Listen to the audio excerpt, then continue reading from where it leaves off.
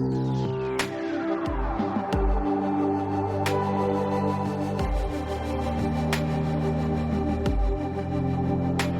guys, welcome back to Stylish Naija YouTube channel. Okay, so in our last class we actually did the pattern drafting of this dress, and today we're going to be making it. So guys, you can see at the end of the day this was what I came up with. So for the applique, the only difference is the applique. I decided not to put my applique the same way they added their own. I decided to make mine a little bit different. At least when you want to copy, at least change some things inside. So that's what other than that, it came out really fine, well structured, well defined. Yeah. So guys, if you find this video helpful, please hit on the like button, and if you have not subscribed to my channel already, please, what are you waiting for? I would appreciate for you to hit on the subscribe button and then like this video also. So like I said, we already did the pattern drafting, and then I'm going to drop the link on the description box so you can see it. So guys, so let's just get started. So the first thing we are going to do, these are all of the things that I'm going to be using. So this is my fabric. I'm using a crepe fabric. I actually got 4 yards of crepe, but at the end of the day I used about like maybe 1.5 yard, yeah, because I'm going to use the rest for something else, maybe the trouser probably. So this is the pattern we did the last time. So the next thing, I placed the pattern and then I cut out everything exactly the way it was, and then I cut out hairstay also, because you can see it is a structured dress, so you need to add interfacing to it.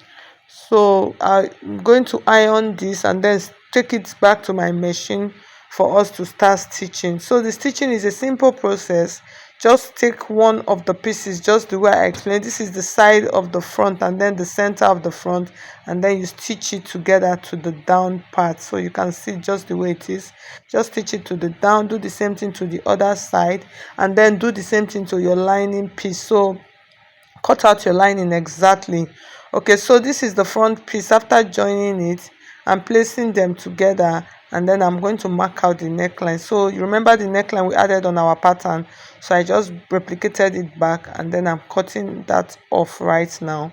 So I actually, most times if you have been following me, I don't like cutting my neckline until after I finish joining. So that's what I normally do. You can cut yours, it's still the same process.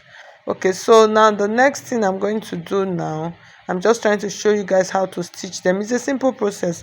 So you take the side, so this is the center front, and then this is that's the back. This is the back, one piece of the back and one piece of the front. So join them on the side seam.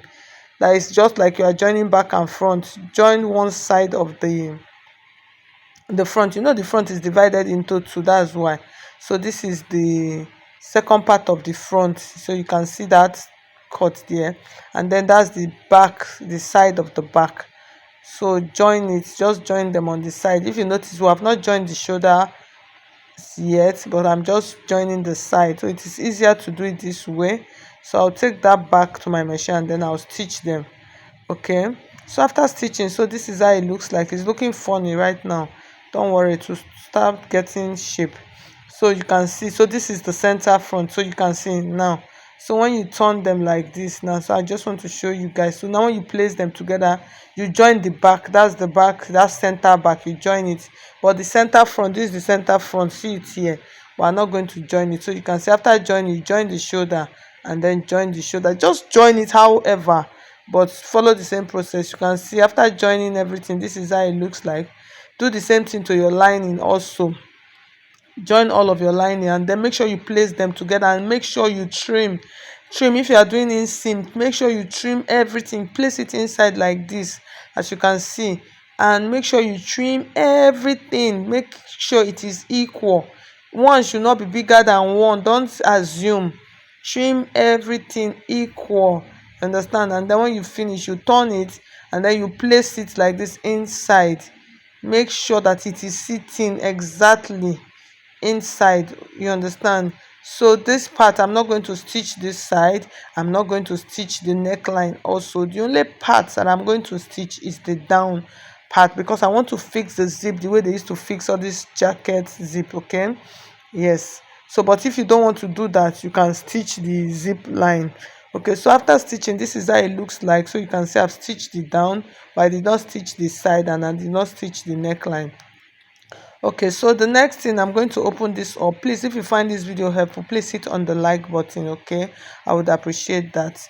Like the video. So what I'm trying to do now, I'm trying to open it out and then stretch it out. So you open up and then you give it a good press, as in press it very well. Okay, so you can see. So the next thing, I'll show you how to fix the zip. After pressing, you are just going to take the zip, just pin your zip like you want to fix your zip. Pin it on the fabric, don't pin it on the lining, just like if you want to fix zip. You understand? The same way you fix your zip, just place it that way on the fabric piece. Note, please, you are pinning it on the fabric first. With that, it will be easier.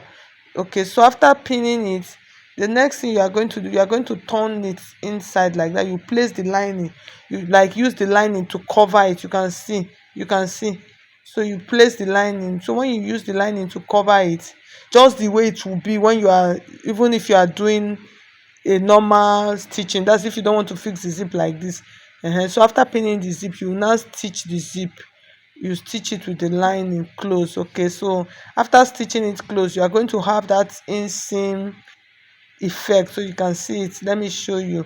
You can see how the inside looks like. So just place the lining inside and then turn it just the way I explained. Just try it, you will see. So after that, I'm going to turn this open. So guys, so I'm just trying to check. The next thing we're going to do now, everything is okay. I'm going to measure the neckline so I can cut out my collar.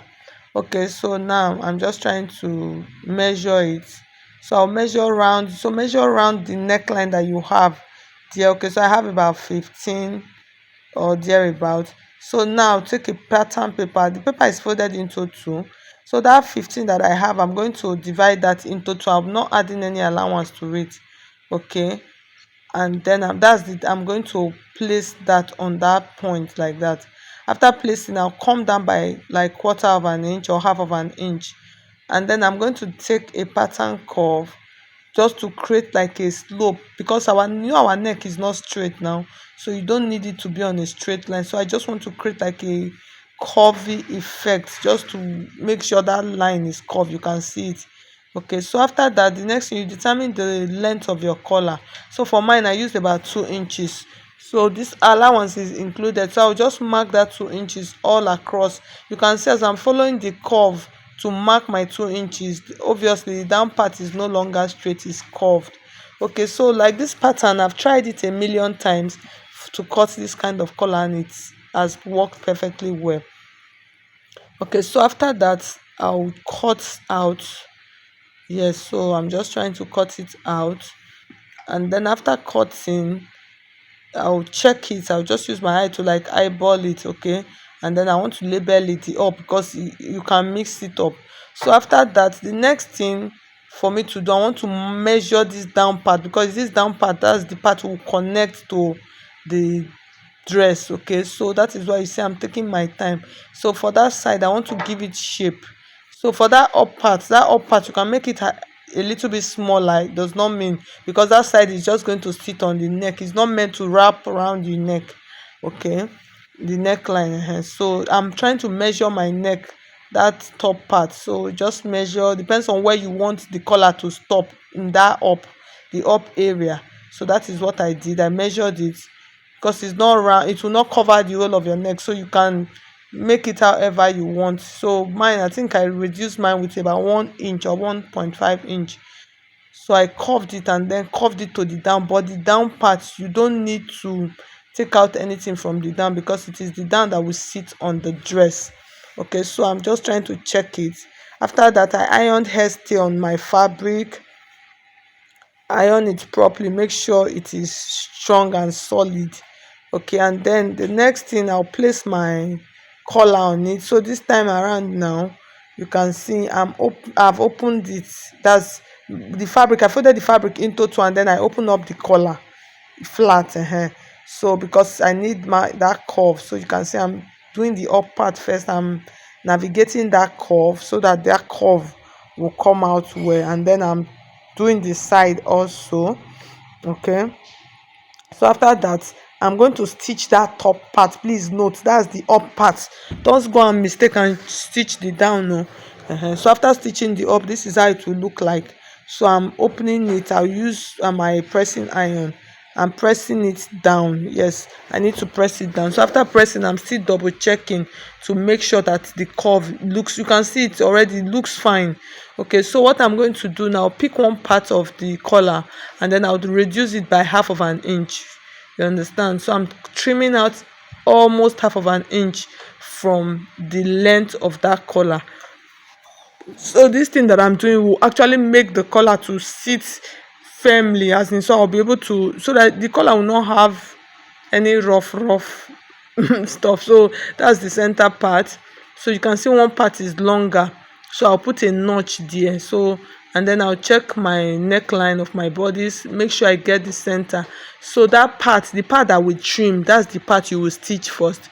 So you can see I'm trying to figure out how to place it. That was not the right way. So you do right side facing right side, yes.